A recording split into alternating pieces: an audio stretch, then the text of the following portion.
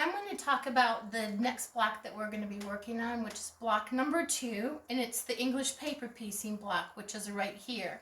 So what you need to do is you are going to make 28 out of your scraps, 28 2.5-inch squares to go onto your rectangle, your little hexagon pieces here. And in the book, she talks about going ahead and basting all the way around.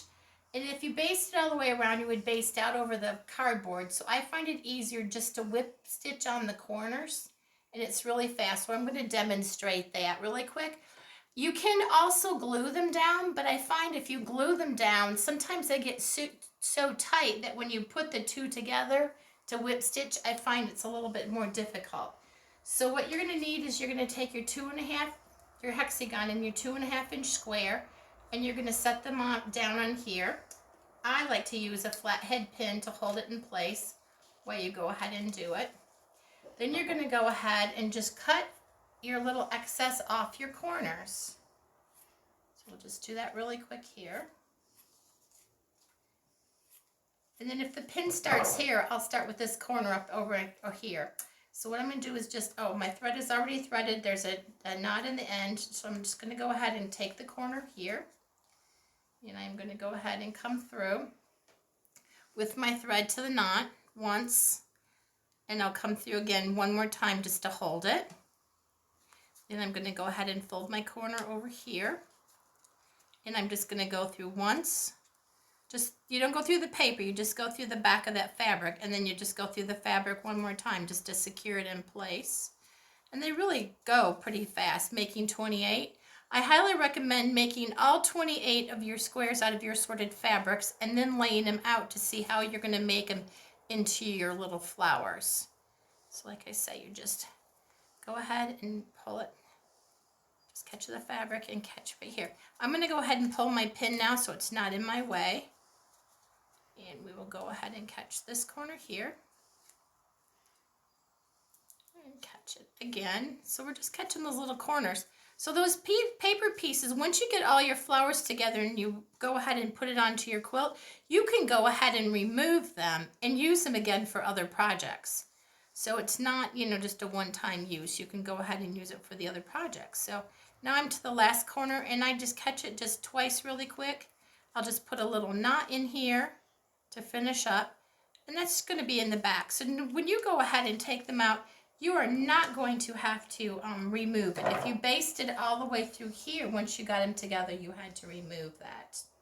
So I will go through that really quick one more time.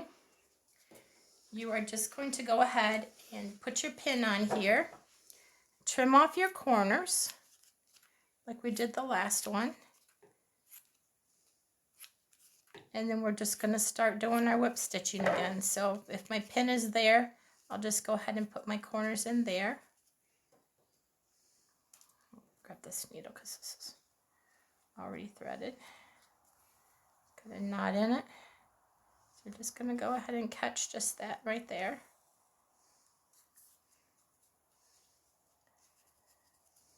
We're just going to work all the way around.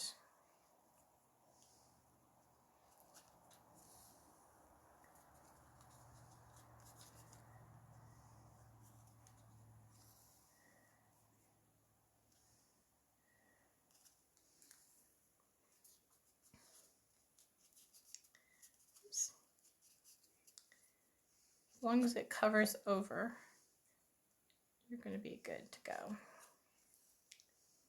Now remove this to get to it easier.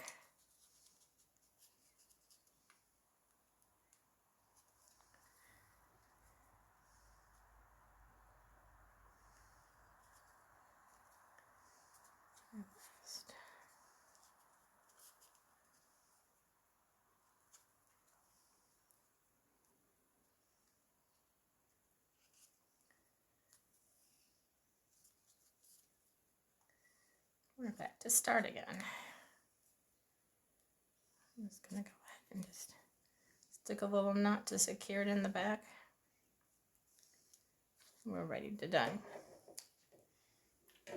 So I will go ahead and whip stitch a couple together. Tie a knot here. You could do whatever kind of knot, but I do like to use the quilter's knot. Is going ahead and whip stitch this one on.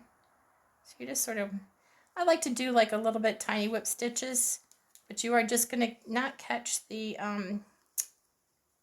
paper. You're just going to catch the fabric, and you'll be able to fill if you've got the paper or not. If you get the paper, you can still go ahead and when you go ahead and rip it out, it's just going to be a little bit more of a tug to rip them out. You're just going to go ahead and whip stitch this all the way onto this one side here. You've had them all laid up of how your layout is going to be here in the blocks, which one you want to be as your center and which ones are your ones that go out.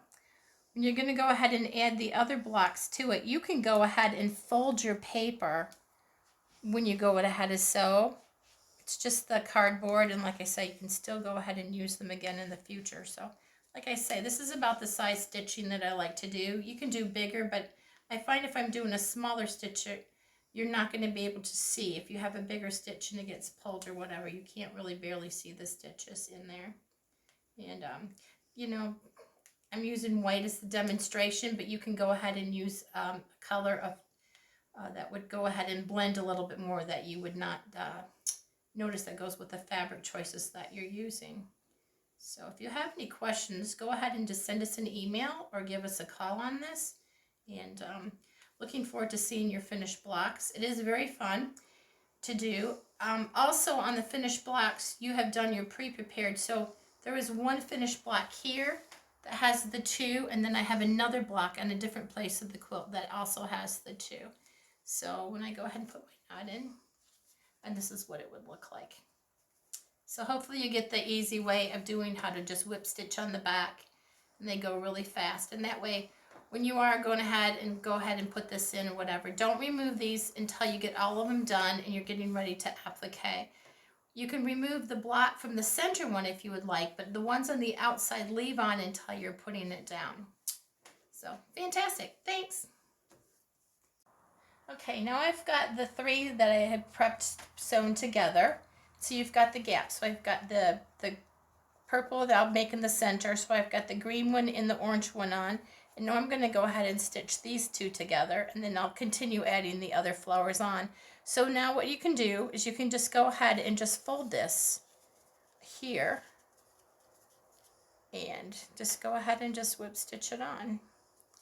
So it doesn't matter, because even when I pull this cardstock out of here, I can go ahead and use it because I went ahead and already used this cardstock once to make my English paper piecing flowers. You can find that you can usually use them maybe about 3 or 4 times, and then you'll have to make more. But she does have the pattern inside. And so if you've ever wanted to make a grandma's flower garden, you've got a nice size flower to go ahead and make and do around for the whole thing. So let me just go ahead and finish up here, and it'll be, and then I can go ahead and make another of the pieces, and I can make another hexie and go ahead and put it in to join to finish up my flower like I did on the quilt. And it's very relaxing, and it's one thing that you either really fall in love with it and really enjoy doing it, or something like, well, I've done it once, I don't know if I would care to do it again.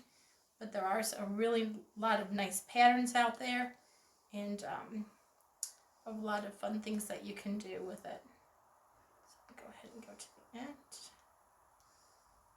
and tie my knot.